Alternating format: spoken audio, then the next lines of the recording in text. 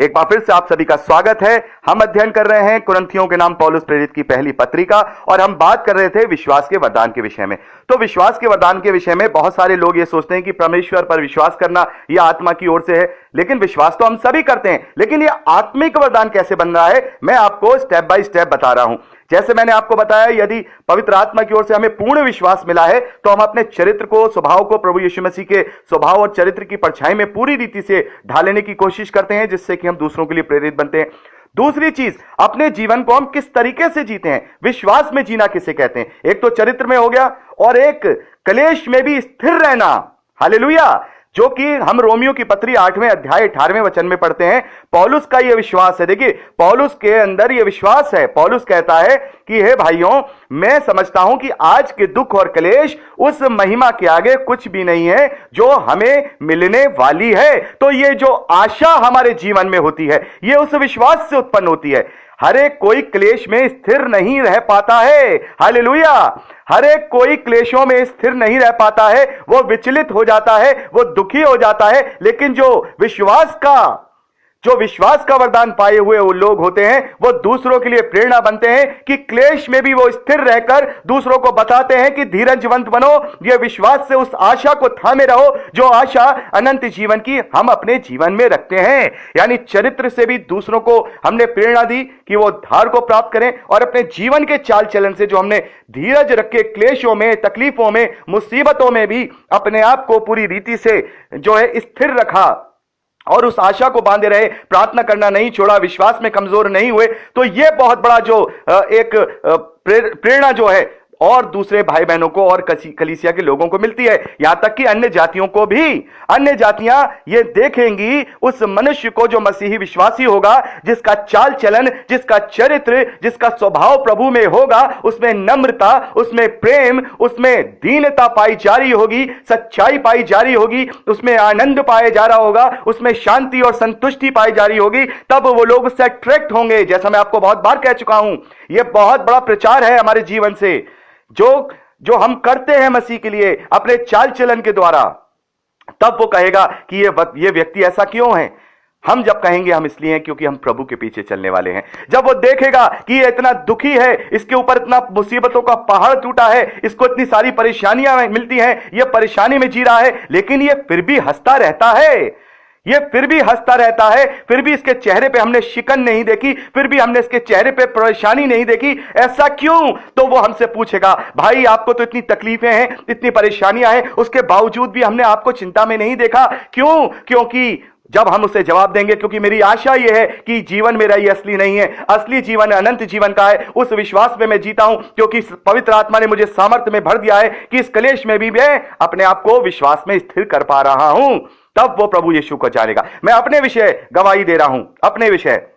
आज से 5-6 साल पहले जब बहुत ज्यादा हालात खराब थे, जैसा मैं आपको बता चुका हूं, जब हम बहुत परेशानी वाला जीवन जीते थे, तो हम दोनों पति पत्नी बड़े आनंदित रहते थे, बड़े खुश रहते थे, और हमारे चेहरे से मेरे परिवार वालों को यह पता नहीं चल पाता था कि मैं इतनी तकलीफ में हूं। और वो लोग आपस में बातें किया करते थे।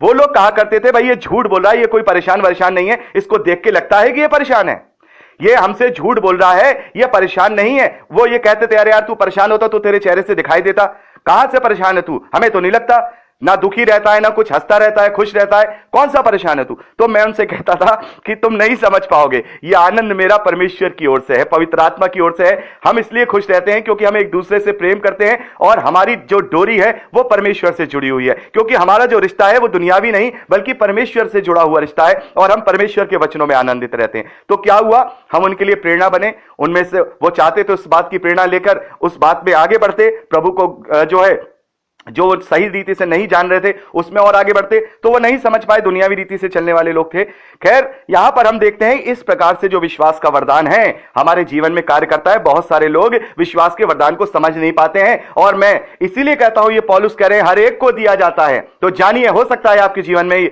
यह विश्वास का वरदान हो, यह भी पवित्र आत्मा का वरदान है। हर एक को यह वरदान नहीं दिया जाता। यह पहचानना होगा। केवल अन्य भाषा इसके पीछे पड़े रहेंगे, भविष्यवाणी इसके पीछे पड़े रहेंगे तो कोई लाभ नहीं होगा। इन बातों को भी तो अपने जीवन में लाना है। जब ये 9 प्रकार के यहां वरदान दिए गए हैं तो इन्हें पहचानना है। कलीसियाओं के लोगों में ऐसे लोगों को पहचानना है कि कौन किस वरदान से परमेश्वर की द्वारा परिपूर्ण किया गया है। तो यहां तीसरा वरदान, जैसे मैंने आपको बताया, जो विश्वास के द्वारा बहुत सारी चीजें हमारे जीवन में उत्पन्न होती हैं, जो दूसरों को हमारे लिए विश्वास के लिए प्रेरित कर सकती हैं, प्रेरणा दे सकती हैं, उनके आत्मिक जीवन को प्रबल कर सकती हैं। अपने जीवन को हम किस प्रकार से चल रहे हैं, अपने जीवन का जो चरित्र है वह विश्वास से ही परिपूर्ण होता है। और विश्वास जब हमें होता है तो हम बड़े बड़े कार्य भी कर जाते हैं, क्योंकि पूर्ण विश्वास यही है कि मैं चल रहा हूं, मैं आगे बढ़ रहा हूं, मुझे कुछ दिखाई नहीं दे रहा है, अंधेरा ही अंधेरा है और मैं चल रहा हूं। मेरा विश्वास है कि मेरे परमेश्वर ने अपने धर्ममय हाथों से मुझे संभाले रखा है। मैं चल रहा हूं, मेरी कोई हानि नहीं होगी, मैं कहीं ठोकर नहीं खाऊंगा, मैं कहीं नहीं टकराऊंगा। भले ही मुझे नहीं दिख रहा है, परमेश्वर मेरा देख रहा है, वो दूर तक देखता है। यह मेरा विश्वास है कि परमेश्वर मेरे साथ है, पवित्र आत्मा मेरे साथ है। यह वरदान जो है विश्वास का वरदान है, बहुत बड़ा वरदान। में सारे वरदानों में कोई वरदान छोटा बड़ा नहीं होता, लेकिन मेरी दृष्टि में अगर विश्वास का वरदान किसी को मिला है तो वो बहुत ही भाग्यशाली है, क्योंकि हर एक को यह विश्वास का वरदान नहीं मिलता कि वो हर एक परिस्थिति में भी खुश रहे, हर एक परिस्थिति में भी प्रभु का धन्यवाद करता रहे, अंधेरा होने पर भी वो चलता रहे, अपने जीवन को जीता रहे। मान लीजिए आज आपके पास आपकी जेब में 10 रुपया भी नहीं है और आपको यह भी नहीं पता है कि कल आप अपने परिवार का लालन पोषण कैसे करेंगे, कैसे आप रोटी खाएंगे, कैसे आप खाना खाएंगे, लेकिन आप आनंदित हैं, खुश हैं, विश्वास है कि कल का सूरज डूबने से पहले परमेश्वर मेरे लिए कुछ ना कुछ इंतजाम कर देगा और आप बिना अपने अंदर कोई परेशानी लिए हुए अपने जीवन में आगे बढ़ जाएंगे, क्योंकि आप जानते हैं कि मेरा पिता सच्चा है। Hallelujah, hallelujah. हम जानते हैं कि मेरा पिता सच्चा है। तो यह विश्वास का जो वरदान है अपने आप में बहुत बड़ा वरदान है और हमें यह पहचानना होगा। मैं जानता हूं बहुत सारे लोगों में यह वरदान होता है, लेकिन वो समझ नहीं पाते हैं कि यह वरदान उनके अंदर है। यह विश्वास का वरदान है जो हमें यहां पर दिया गया है। आगे देखते हैं कि उसी एक आत्मा से चंगा करने का वरदान दिया जाता है। तो यहां पर जो चंगा करने का वरदान दिया जा रहा है, हम सभी जानते हैं कि हम इसको अगर सिंपल वे में पढ़ते हैं तो यहां पर जो बीमारियां हैं, जो रोग हैं, उन्हें यह वरदान होता है कि वो पवित्र आत्मा से प्रार्थना करते हैं प्रभु यीशु मसीह के नाम में। और जो रोग ऐसे होते हैं जो दुष्ट आत्माओं के द्वारा दिए गए होते हैं या फिर प्रायोजनों के द्वारा दिए गए होते हैं, वो यीशु के नाम में दूर हो जाते हैं और लोग चंगाइयों को प्राप्त करते हैं। तो यह भी वरदान हर एक को नहीं है। कोई सोचे कि मुझे भविष्यवाणी करने का वरदान है और मेरे पास चंगाई का भी वरदान है, मेरे पास शिक्षा का भी वरदान है, तो हो सकता है कि एक या एक से ज्यादा वरदान किसी को परमेश्वर अपने प्रायोजनों के लिए दे, पवित्र आत्मा दे। लेकिन जरूरी नहीं है कि यदि कोई शिक्षक है, कोई मान लीजिए कोई ऐसा अच्छा शिक्षक है, या मान लीजिए कोई भविष्य, ये मैंने कहा विश्वास का जो वरदान मिला है, कोई इसमें पूर्ण रूप से परिपूर्ण है, तो जरूरी नहीं है कि वो किसी के लिए प्रार्थना करे और रोगी चंगा हो जाए। ये वरदान भी कलीसिया में अलग अलग लोगों को दिए गए हैं। सारे वरदान एक व्यक्ति को नहीं दिए गए, इसलिए कि समस्त जो मसीही विश्वासी हैं सब मिलकर के कार्य कर सके। सभी को दिया गया है। ऐसा नहीं है जो पुलपिट पे खड़ा अगुवा है उसे ही सारे वरदान मिले हैं, नहीं। जो प्रभु के पीछे चलने वाले लोग जो उसके द्वारा वचन को सीख रहे हैं, उनमें भी पवित्र आत्मा के वरदान हैं। जेम्स में भी अगर पवित्र आत्मा का वरदान है, तो आप सभी मसीही भाई बहनों में भी जो सही रीति से पवित्र आत्मा के अधीन है, उनके पास भी पवित्र आत्मा का वरदान है। जरूरत तो सिर्फ पहचानने की है।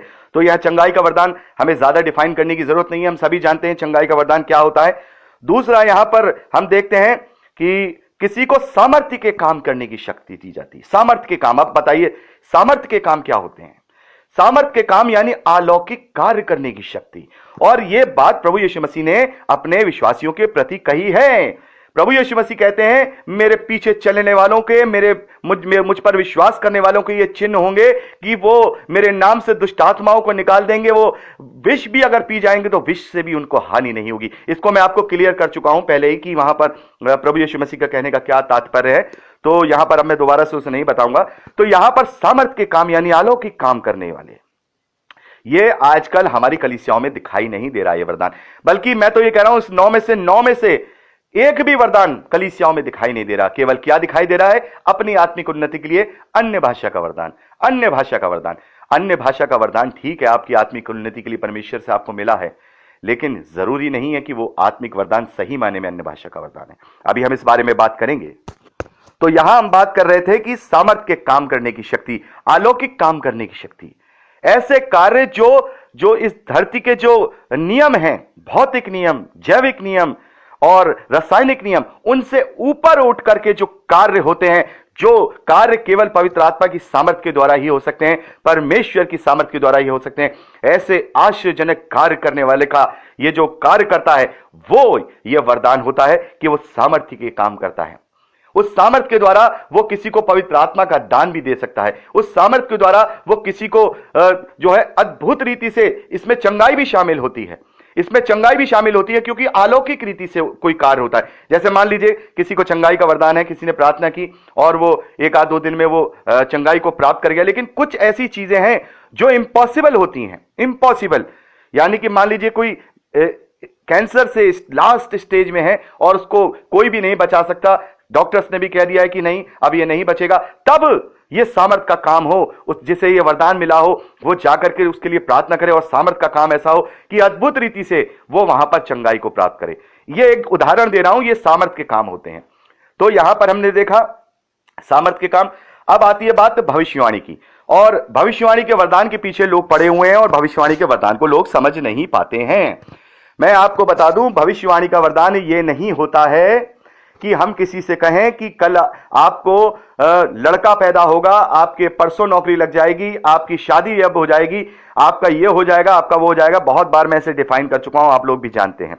भविष्यवाणी का वरदान ये नहीं होता है। भविष्यवाणी का वरदान, जैसा कि हम पढ़ रहे हैं, ये जितने भी वरदान हैं, ये अपनी आत्मिक उन्नति के लिए नहीं, बल्कि कलीसिया के लिए, औरों के लाभ के लिए यह आत्मिक वरदान या आत्मा का प्रकाश दिया जा रहा है। तो जो भी भविष्यवाणी की जाएगी भविष्यवक्ता के द्वारा, जो आत्मा के वरदान को पाया हुआ होगा, वो किसी के लिए पर्सनली नहीं होगी, पर्सनली नहीं होगी। इस बात को आप ध्यान रखिएगा। पर्सनली रूप से कोई भी भविष्यवाणी नहीं होगी। यदि पर्सनली रूप से किसी के लिए भविष्यवाणी हो भी रही है, तो वो इस प्रकार से होगी कि बहुत सारी कलीसिया के लिए, लोगों के लिए वो आत्मिक उन्नति का कार्य बनेगा। आपको ये समझना होगा, आपको ये समझना होगा। मान लीजिए एक बात मैं आपको बता रहा हूं, सभा बैठी है, 500 लोगों की सभा है, प्रभु के कार्य हो रहे हैं, और वहां पर एक प्रभु का दास है जो ये कहता है कि मुझे भविष्यवाणी का वरदान है, और वहां पर वो किसी स्त्री को उठाता है, किसी बहन को उठाता है और कहता है कि आत्मा मुझे अगुवाई कर रहा है कि आपको इतने दिन के बाद परमेश्वर की ओर से संतान की आशीष प्राप्त होगी। तो मान लीजिए उन्होंने कोई वहां पर भविष्यवाणी की, तो यदि वो आत्मा की ओर से भविष्यवाणी है, तो फिर वो भविष्यवाणी ऐसे पूरी होगी कि पूरी कलीसिया को यह पता चल जाएगा कि इस स्त्री के जीवन में क्या है, इस बहन के जीवन में क्या है, और कैसे अद्भुत रीति से परमेश्वर ने इसके जीवन में कार्य किया है। तब उनका विश्वास बढ़ेगा और लोगों का भी विश्वास बढ़ेगा। लेकिन मान लीजिए वो स्त्री वहां से, वो बहन वहां से चली गई, और उसके बाद क्या हुआ क्या नहीं किसी को पता नहीं है, ना ही कलीसिया को पता है, क्योंकि फिर वो जो दूसरी सभा जुड़ रही है उसमें वो लोग नहीं है। तो ये वरदान, ये जो भविष्यवाणी है, ये फिर आत्मा की ओर से नहीं होगी, क्योंकि आत्मा का जो वरदान है वो औरों के लाभ के लिए है, किसी पर्सनल लाभ के लिए नहीं है, किसी सिंगल पर्सनल लाभ के लिए नहीं है। तो इस प्रकार की भविष्यवाणियां नहीं होती हैं। हमेशा कलीसिया की उन्नति के लिए जो भविष्यवाणी है वो होती हैं। और दूसरी चीज, मैं आपको भविष्यवाणी का दूसरा रूप और बताता हूं कि भविष्यवाणी केवल यही नहीं है कि हम भविष्य को बताएं।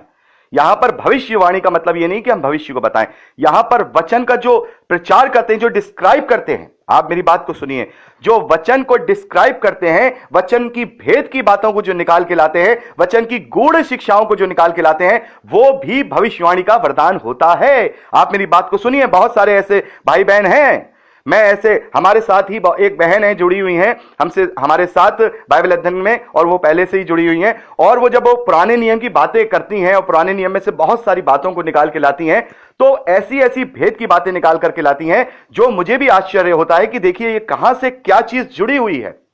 ऐसे ऐसे वो रिविलेशन लेके आती हैं। तो ये भी भविष्यवाणी के वरदान में ही शामिल होता है। जो भेद की बातों को विस्तार पूर्वक खड़े होकर लोगों को समझाए, यह भी भविष्यवाणी का वरदान है।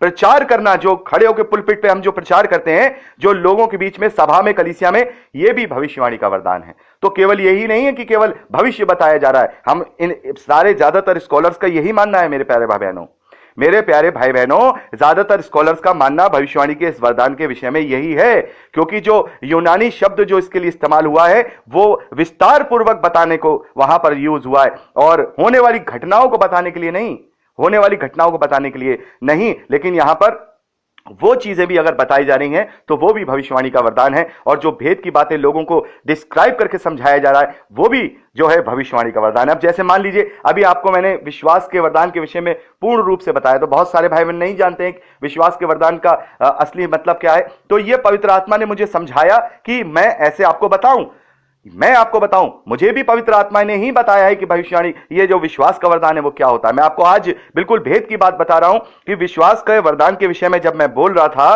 तब मुझे इससे पहले बहुत सारी बातों का ज्ञान नहीं था। आज आपको मैं एक जो मैं विश्वास की जो बात मैं आपको बताना चाह रहा था कि कुछ चीजें तो ऐसी थी जो मैं जानता था, हाँ विश्वास का वरदान ये होता है, लेकिन बहुत सारी चीजें पवित्र आत्मा ने एट ए टाइम ही मेरे मन में डाली कि वो मैं आपको बता पाया, और अब वो मैं भी जान गया हूं कि सही मायने में विश्वास का वरदान क्या होता है। बिल्कुल सत्य बात बता रहा हूं आज मैं आपको। ये बहुत सारी ऐसी बातें होती हैं जब हम प्रचार कर रहे होते हैं या बता रहे होते हैं, हमें खुद भी वो नहीं पता होती, प्रचार के दौरान पवित्र आत्मा हमारे कॉन्शियस में डालता है, और यही बातें हमें विश्वास में बढ़ाती हैं कि हम ऐसे परमेश्वर को मानते हैं जो सच्चा है, जो भौतिक रूप से हमारे जीवन में कार्य को दिखाता है। यह कहता है कि तुझमें बुद्धि नहीं थी, यह बुद्धि कहां से आई, यह बुद्धि मैंने दी, और वो व्यक्ति कहता है कि हां मैं तो जानता ही नहीं था, यह मैं कैसे समझ गया, यह मैंने कैसे सिखा दिया।